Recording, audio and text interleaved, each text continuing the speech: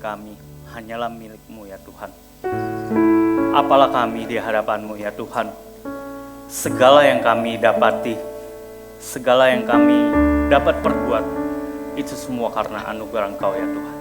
Terima kasih ya Tuhan untuk pagi hari ini kami boleh berada di tempat ini ya Tuhan. Kami boleh datang ke tempat-Mu ya Tuhan. Dan sebentar lagi kami akan mendengarkan akan kebenaran firman-Mu ya Tuhan. Biar Kau yang membuka hati kami, Kau yang membuka pikiran kami ya Tuhan. Sehingga kami boleh belajar satu kebenaran daripada Engkau ya Tuhan. Dan itu boleh menuntun hidup kami ya Tuhan. Di dalam dunia ini ya Tuhan. Berfirmanlah, kami siap untuk mendengarkan firman-Mu. Dalam nama Yesus kami berdoa, haleluya, amin. Silakan duduk Bapak Ibu Saudara sekalian.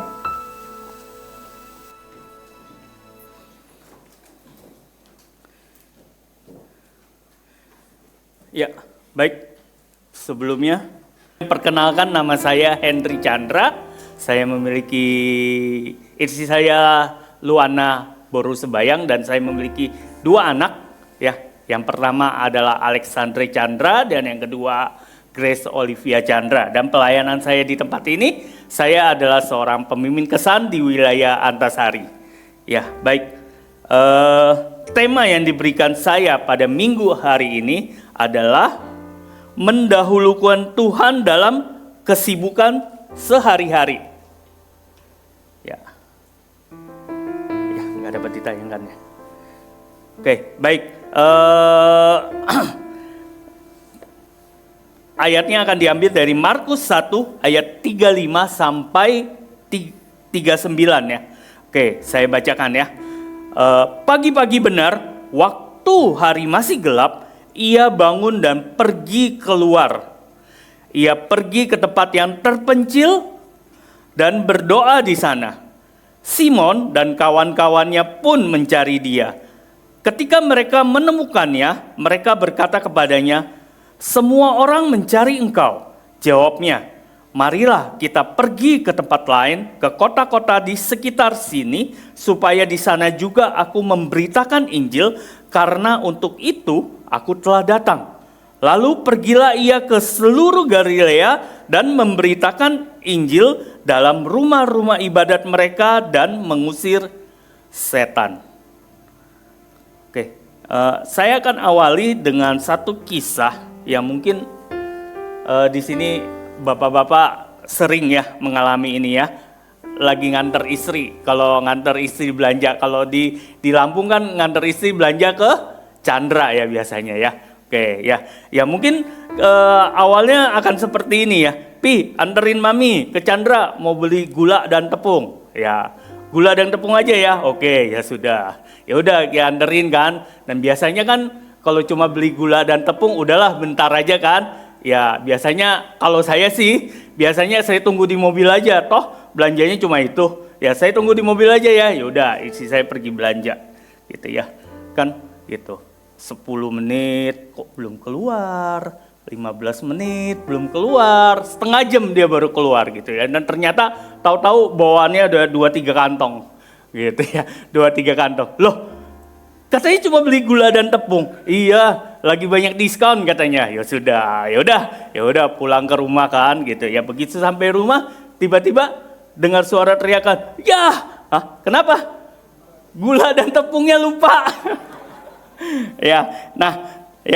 Nah, itu kan sering terjadi ya kadang-kadang dalam diri kita ya. Oke, nah ini ada satu lagi kisah ya. David Hoover, ia adalah seorang penjinak singa terkenal di USA ya. Dia mengatakan bahwa satu rahasia untuk menjinakkan singa adalah seperti yang digambar tadi, dia menghadapkan belakang bangku itu ke singanya gitu ya. Jadi untuk menjinakkan singa dia memerlukan bangku dan menghadapkan kaki-kaki bangku itu ke hadapan singa. Ya. Maksudnya untuk apa? Ternyata ketika singa melihat ada 4 kaki bangku itu, dia kebingungan gitu ya. Dia kebingungan mana yang akan menyerang saya dalam pikirannya gitu. Dan dalam kebingungannya kemarahan dia itu teredam gitu. Jadi ketika dia bingung mau melakukan apa, akhirnya dia keganasan dia teredam di situ. Nah, itulah rahasianya, gitu ya. Nah, begitu juga dengan hidup kan, gitu ya. Itu kan bicara fokus, bener gak, gitu ya. Dia bingung mau fokus yang mana, gitu. Nah, begitu juga dengan kehidupan kita. Kita sering terganggu oleh kejadian, ya. Sering terganggu oleh kejadian yang tidak menyenangkan, gitu ya. Mungkin perselisihan, ya, dengan teman atau masalah yang datang kepada kita, ya. Entah itu masalah kesehatan, entah itu masalah keuangan, entah itu pekerjaan, ya, atau bahkan mungkin dalam kesenangan pun kita bisa lupa, ya, apa yang menjadi tujuan hidup kita, ya. Nah, di sini ada satu kalimat Mandarin, ya. Oke, tayangin. Ada yang bisa baca? Ada yang bisa baca? Sama, saya juga nggak bisa baca, ya. Oke, nah ini kalimatnya kira-kira seperti ini, ya. Y生活没有后悔，有一天活100年se cita te. Oh, ya. Nggak sia-sia, mata saya sipit kan. 我是100. Oke, ini kalimat ini saya dapat kira-kira ya bulan lalu lah, ya, kira-kira 3 mingguan yang lalu gitu ya. Kan di bioskop tuh ada film Kueceng, ya. Ada yang tahu? Ada yang tahu film Kueceng? Nah, itu kan setelah lama gitu ya, akhirnya di remake lah film Kueceng versi bioskop ceritanya kan gitu ya. Jadinya ya saya dari dulu nonton, ya kan, Kueceng dari dulu nonton Kueceng, Yoko, ya itu selalu nonton, mau versi mana aja saya nonton gitu ya. Jadi ketika film itu ditayangkan, saya juga pergi nonton gitu ya. Nah, akhirnya film ini cukup jadi viral gitu ya, jadi bahan pembicaraan gitu ya di salah satu grup WA saya juga. Akhirnya nostalgia, Kueceng dulu yang jadi Kueceng siapa gitu ya. Akhirnya saya jadi pengen nonton lagi gitu ya. Jadi saya kemarin itu udah nonton versi yang pertama, waktu saya pertama kali nonton Kueceng versi yang 83, saya udah nonton. Habis itu lanjut, kan habis Kueceng kelanjutan kan Yoko gitu ya.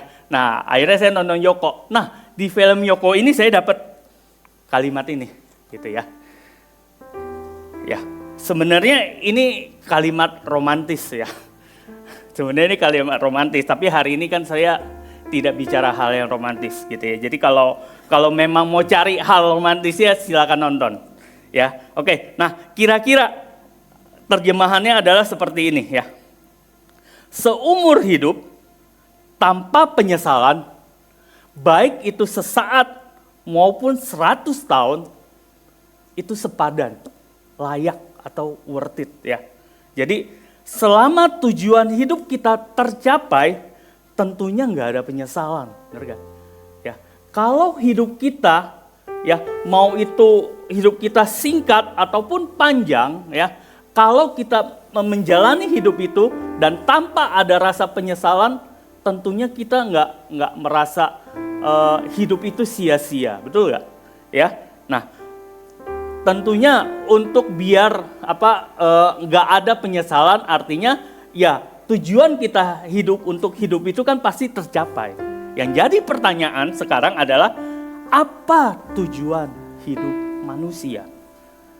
Ya, next. Ya, ternyata tujuan hidup manusia itu adalah memuliakan Tuhan. Ya, 1 Korintus 10 ayat 31.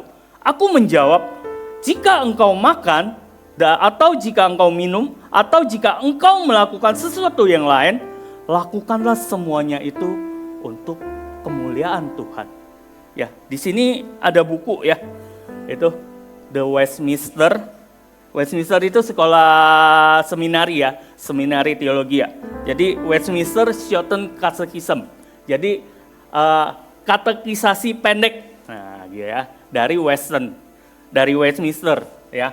Nah, saya mengucap syukur ya. Maksudnya waktu awal saya bertobat gitu ya. Saya punya, kalau sekarang kesan lah ya, kalau dulu tuh namanya KTB, kelompok tumbuh bersama gitu ya. Jadi saya beberapa anggota, waktu itu saya anggota pemuda, jadi ada satu mentor ya, kakak rohani saya yang membimbing kita dalam satu kelompok, namanya kelompok tumbuh bersama ini. Kita belajar dari buku ini ya, The Westminster Shortened Catechism ya. Dulu bukunya belum diterjemahin gitu ya. Jadi dulu bukunya belum diterjemahin. Jadi dia minta tolong sama temennya ya, sesama anggota, sesama mahasiswa teologi ya. Dia minta tolong temennya untuk terjemahin gitu ya. Dan itu nggak resmi, ceritanya nggak resmi. Terus akhirnya dijadiin buku gitu ya. Dan ternyata itu cukup jadi kasus gitu ya. Ternyata nggak boleh gitu ya. Tapi ya waktu itu makanya sempat, ini buku ada dua ya, ada dua. Jadi bagian pertama, bagian kedua. Waktu itu bagian yang pertama gitu ya. Jadi sempat lama bagian pertama itu nggak terbit gitu ya. Jadi yang terbit bagian kedua duluan gitu ya, karena ada kasus ini gitu ya. Nah dari buku itu kita belajar gitu ya. Di bab yang pertama ya, di bab Shortened Catechism ini, di bab yang pertama itu ternyata belajar tentang apa? Langsung dikatakan adalah apa tujuan manusia diciptakan. Ya. Jadi yang paling pertama kalau kita mau mengenal Tuhan, yang paling pertama kalau kita mau belajar tentang Tuhan, ya kita harus tahu apa yang menjadi tujuan kita diciptakan. Ya. Ternyata alasan manusia diciptakan adalah untuk memuliakan Tuhan, gitu ya. Nah, kenapa manusia diciptakan itu untuk memuliakan Tuhan? Sekarang kan, nah hari ini saya akan kasih satu alasan, gitu ya. Sebenarnya ada banyak, nggak banyak sih. Bagi saya ada 3 gitu. Tapi hari ini karena saya bukan membahas itu, jadi saya kasih satu alasan kenapa hidup manusia itu untuk memuliakan Tuhan. Jadi alasannya adalah karena Allah sangat mengasihi kita. Ya, bicara kasih itu nggak terlepas dari bicara tentang dosa.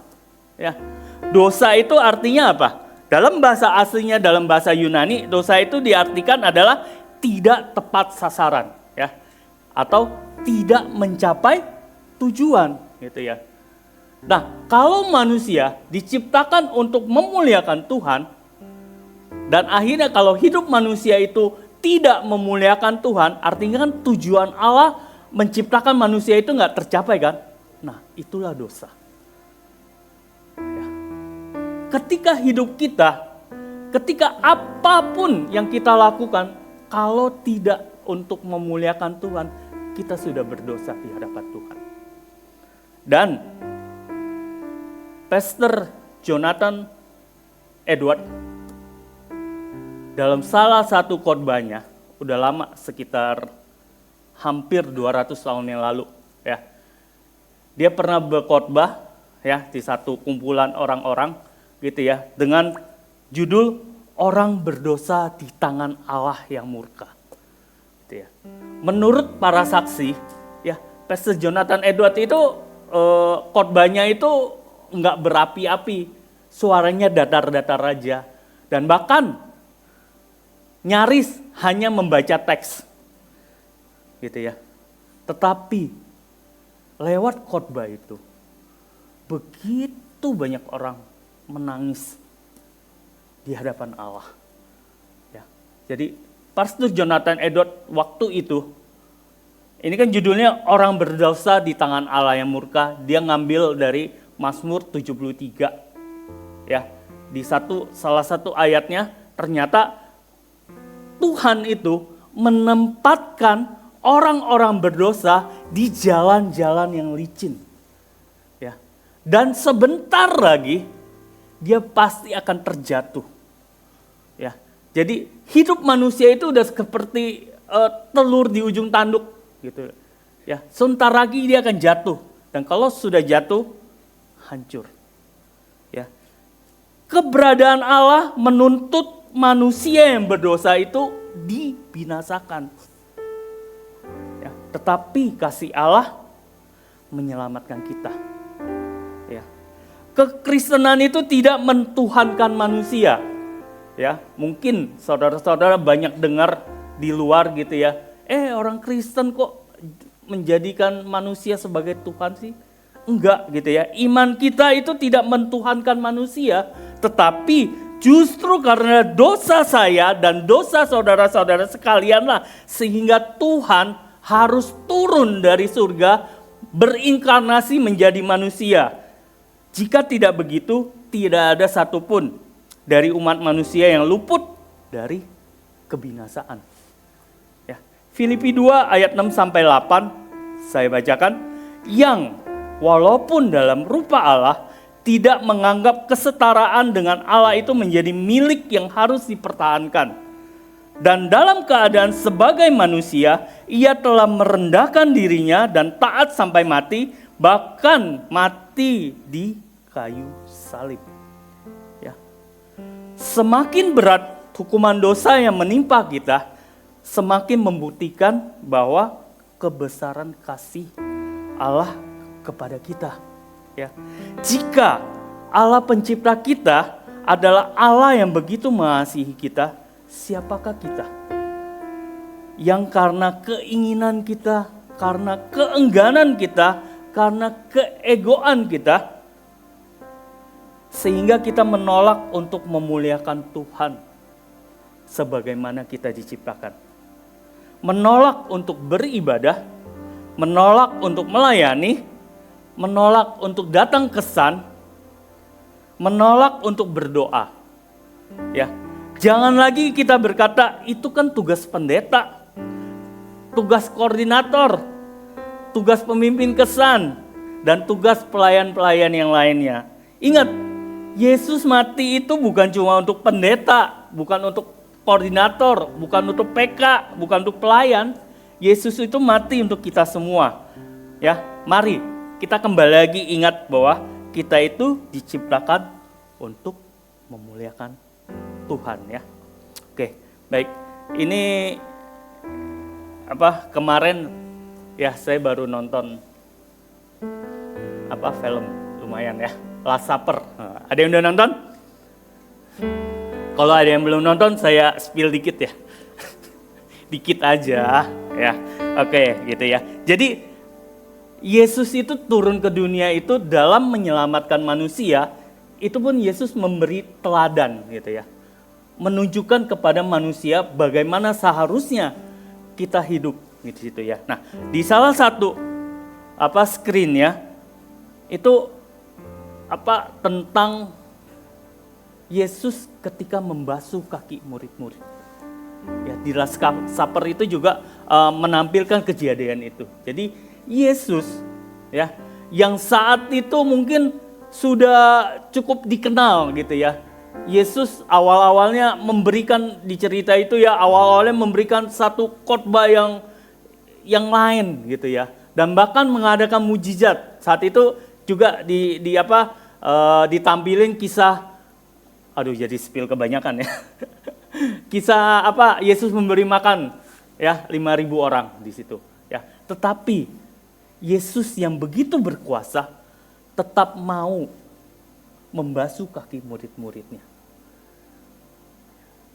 Ya, itu Yesus memberikan teladan kepada kita bahwa siapapun kita, apapun kelebihan kita di mata Tuhan itu sama. Tidak ada kelebihan dari diri kita gitu ya, membuat kita itu lebih layak daripada yang lainnya. Gitu ya. Apabila kita punya kemampuan ya, apabila kita punya talenta, itu semua datang dari Tuhan. Gitu ya. Ya, sekitar mungkin 3 minggu yang lalu di salah satu grup WA saya gitu ya, diberi kabar ya, sekitar hari Selasa gitu ya.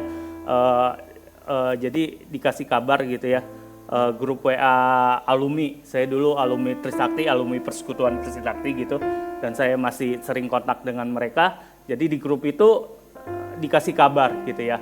Tolong berdoa bagi pendeta Rahmiati ya. Kondisinya kritis karena kanker yang sedang dihadapi gitu ya. Dan ternyata Sabtu datang lagi kabar pendeta Rahmiati sudah menghadap Tuhan. Siapa pendeta Rahmiati? Ya, pendeta Rahmiati itu cukup membangun gitu ya. Salah satu yang dikenal dari pendeta Rahmi ini adalah dia yang mengarang lagu Semua Karena Anugerahnya. Gitu ya. Jadi bukan karena kelebihan kita, bukan karena kecakapan kita, bukan karena kekayaan kita. Apabila kita bisa dipanggil untuk melayani Tuhan, itu semata-mata semua karena anugerahnya. Dan itu satu lagu yang mungkin begitu membangun gitu ya. Jadi tidak ada satu kelayakan pun bagi kita semua. Kalau kita bisa dapat itu semua karena anugerah Tuhan gitu ya. Tuhan datang ke dunia pun memberi teladan di sini ya, dikatakan di sini ya. Dan sesuai dengan tema kita di Markus 1 ayat 38 di sini dikatakan, jawabnya, marilah kita pergi ke tempat lain, ke kota-kota sekitar ini supaya di sana juga aku memberitakan Injil, karena untuk itu aku telah datang. Gitu ya. Jadi Yesus memberi teladan kepada kita gitu ya. Yang tadi ya, maksudnya kita ingat tujuan hidup kita di dunia ini untuk memuliakan Tuhan. Ya, kalau dari kejadian tadi, Simon kan berkata kepada Yesus, banyak orang mencari engkau. Tapi jawab Yesus, mari kita pergi. Gitu. Ya enggak? Yesus kalau mau gitu ya, maksudnya saat itu kan dia sudah terkenal. Gitu ya. Dia sudah banyak melakukan banyak mujizat. Gitu ya. Dia sudah banyak memberitakan pengajaran-pengajaran. Jadi semua orang sudah mengenal dia dan saat itu semua orang mau cari dia, gitu ya. Kalau dia mau semakin terkenal, gitu ya, justru dia melayani orang-orang yang datang kepada dia, bukan? Tetapi justru di sini Yesus tetap ingat, gitu ya, bahwa apa yang menjadi tujuan dia.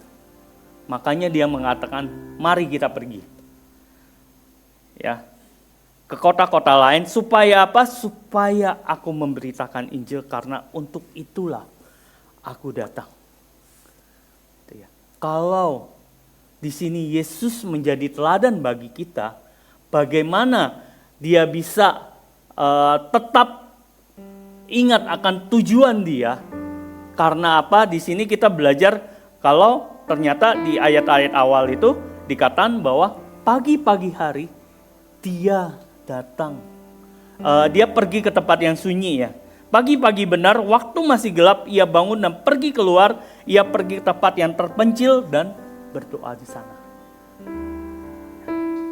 Yesus tetap ingat akan tujuan dia datang kepada manusia itu untuk apa? Karena apa? Dia selalu mencari Tuhan. Kalau di ayat aslinya, ya di bahasa aslinya, kalau bahasa Indonesia kan kita itu terbatas tensesnya kita ya. Bahasa Indonesia itu cuma punya tata kalimat kemarin, sekarang, dan besok. Gitu ya. Kalau bahasa Inggris itu ada 16. Ya, bahasa Yunani lebih banyak lagi. Gitu ya. Nah, kata pagi-pagi benar di sini itu justru menunjukkan bahwa ternyata itu nggak cuma saat itu saja gitu ya. Tetapi memang satu kebiasaan Tuhan Yesus bahwa ternyata setiap pagi, setiap hari masih gelap, ia selalu bangun dan pergi keluar untuk berdoa. Gitu ya. Jadi hari ini kita mau belajar dari Tuhan yang menjadi teladan kita untuk kita bisa terus ingat akan tujuan hidup kita, yaitu kalau kita punya relasi, kalau kita membangun relasi kita dengan Bapa kita di surga. Ya. Nah, hari ini kita akan belajar bagaimana kita meningkatkan relasi kita dengan Tuhan. Itu kita akan memerlukan apa? Satu. Untuk membangun relasi dengan Tuhan, kita memerlukan yang namanya waktu yang terbaik, ya. Markus 1 ayat 35 tadi mengatakan pagi-pagi benar, waktu hari masih gelap, ia bangun dan pergi keluar, ia pergi ke tempat yang sunyi dan berdoa di sana. Ya, jadi salah satu hamba Tuhan, Charles Swindoll, mengemukakan ada 5 tingkat komunikasi ya.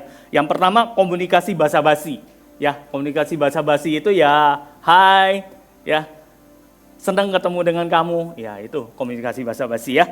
Terus yang kedua adalah komunikasi yang mengemukakan fakta gitu ya. Ya, senang ketemu kamu dari ini ya gitu ya. Oh ya, bicara fakta lah. Hari ini baik gitu ya, udara segar. Nah, kira-kira itu.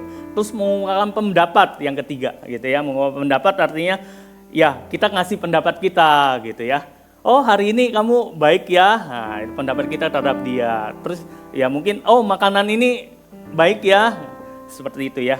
Satu lagi mengungkapkan perasaan. Nah, di sini lebih dalam lagi gitu ya. Oh, saya senang ini. Nah, kira-kira itu. Dan yang terakhir adalah komunikasi yang intim.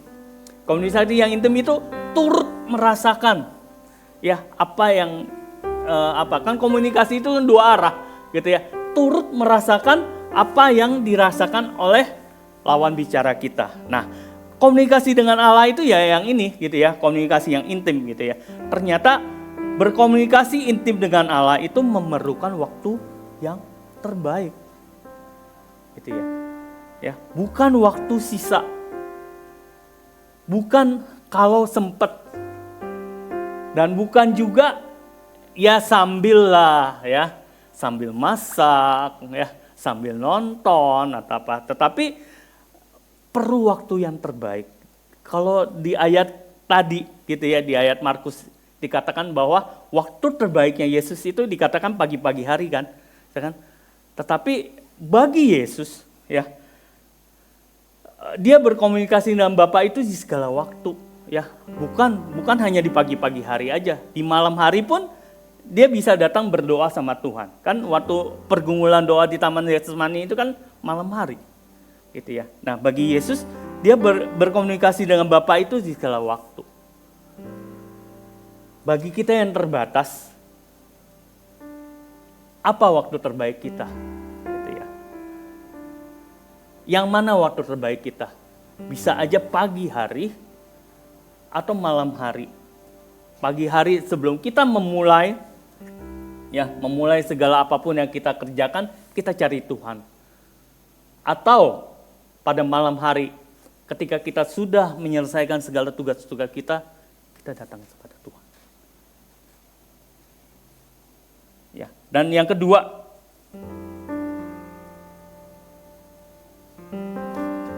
relasi dengan Tuhan itu memerlukan tempat yang terbaik ya. Masih sama ayatnya Markus 1 ayat 35 ya. Yesus pagi-pagi ketika semua orang masih tidur, dia keluar mencari tempat yang sunyi untuk berdoa. Ya. Saat kejadian itu kan Yesus itu numpang di salah satu rumah siapa lah gitu yang memang nggak tertulis ya. Nah, dia pagi-pagi gitu ya.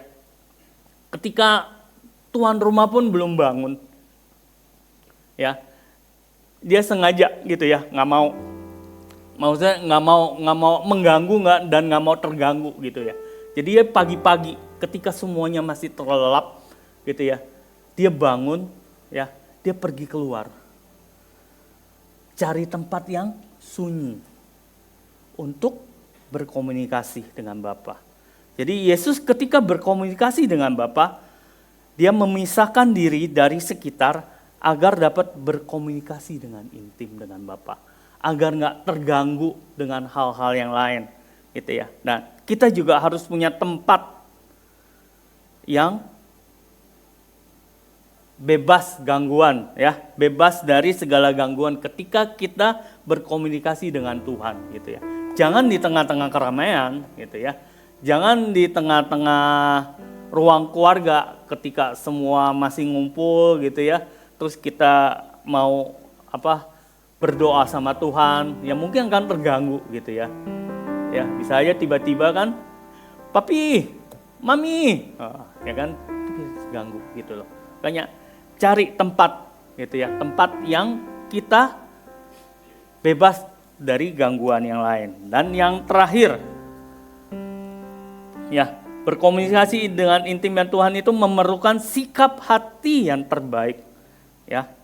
Diperlukan hati yang hening dan yang tidak dipenuhi oleh pikiran yang berkecamuk, gitu ya. Agar komunikasinya bisa lancar, gitu ya. Nah, tangki air, ya. Kalau kemarin kan waktu zaman pandemi, gitu ya, waktu zaman pandemi kan, ya karena kita nggak boleh ngumpul, nggak boleh kan, artinya kan, ya mungkin ada yang tangki air yang di atas itu nggak dibersihin, karena kita nggak bisa panggil orang kan, akhirnya kan kotoran-kotoran itu numpuk, gitu ya, dan akhirnya kotoran-kotoran yang numpuk itu membuat saluran air kan menjadi nggak lancar, gitu ya, air dalam rumah kok kecil, gitu ya. Dan akhirnya ketika tangki itu kita bersihkan, kita angkat lumpur-lumpurnya, kita bersihkan dari lumpurnya, akhirnya aliran air itu menjadi lancar kembali ya. Nah, ternyata ya berkomunikasi dengan Bapa pun perlu sikap yang seperti itu ya. Memerlukan satu yang namanya privacy atau solitude ya. Memerlukan kesendirian. Artinya apa? Kita sendiri bertemu dengan Bapa kita. Ya, sehingga kita bisa lebih konsentrasi sama Tuhan, ya. Juga butuh keheningan, ya, atau silence, sehingga kita benar-benar dapat mendengarkan suara Tuhan, ya. Nah, GKPB MDC sebenarnya juga sudah menyediakan tools bagi kita untuk dapat berkomunikasi dengan Tuhan, untuk dapat berhubungan intim dengan Tuhan, gitu ya. Ya, mengikuti cara berdoanya Daniel yang sehari 3 kali, ibadah harian pun akhirnya diterbitkan, ya, dengan ibadah pagi, ibadah siang, dan ibadah malam. Ya, kita bisa menggunakan tools itu untuk datang kepada Tuhan. Ya.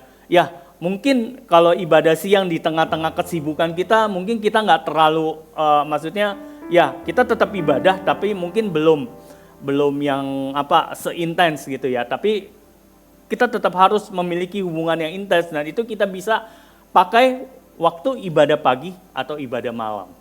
Kita bisa pakai tools itu sehingga kita tetap memiliki komunikasi yang baik sama Tuhan.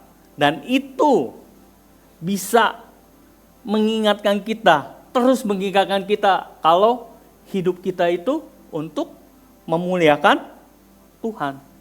Ya. Terakhir saya tutup dengan kisah di Mazmur 73 ayat 25 yang tadi ayatnya dipakai oleh Pastor Jonathan Edwards ya. Ya, ini saya ambil ayat yang ke-25. Di sini dikatakan, siapakah gerangan ada padaku di surga selain engkau?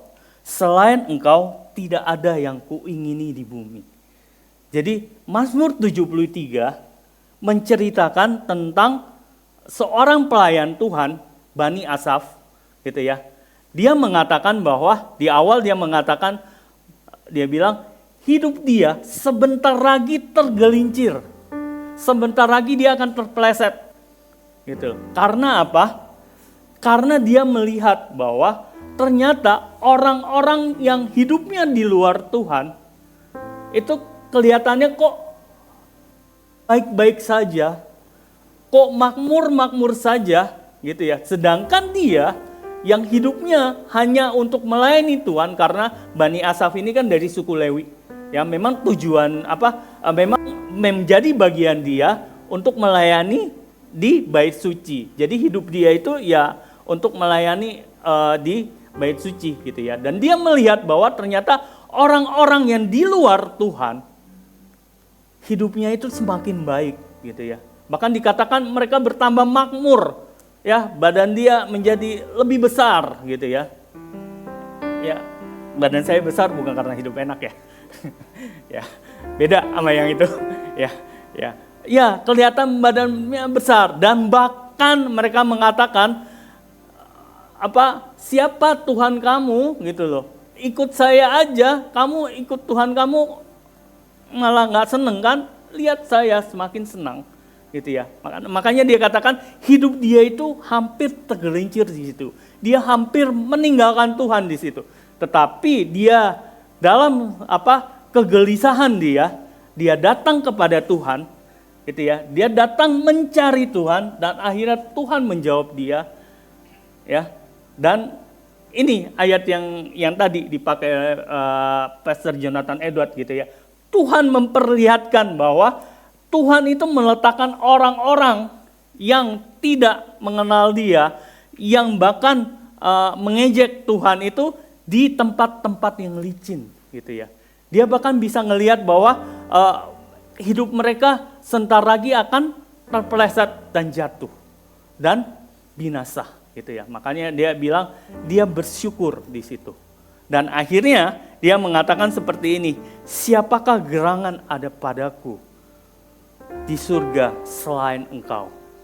Selain engkau tidak ada yang ku ini di bumi. Ya, kalau kita bisa terus mengingat bahwa tujuan hidup kita di dunia adalah memuliakan Allah, kita bisa terus untuk mementingkan Tuhan. Kita bisa terus untuk memprioritaskan Tuhan dalam setiap kesibukan kita, ya. Kesimpulannya, supaya hidup kita memuliakan Tuhan sesuai dengan maksud penciptaan kita harus memiliki komunikasi yang intim dengan Tuhan, dan kita memerlukan satu, waktu yang terbaik, tempat yang terbaik, dan sikap hati yang terbaik. Saya undang para pelayan untuk maju ke depan.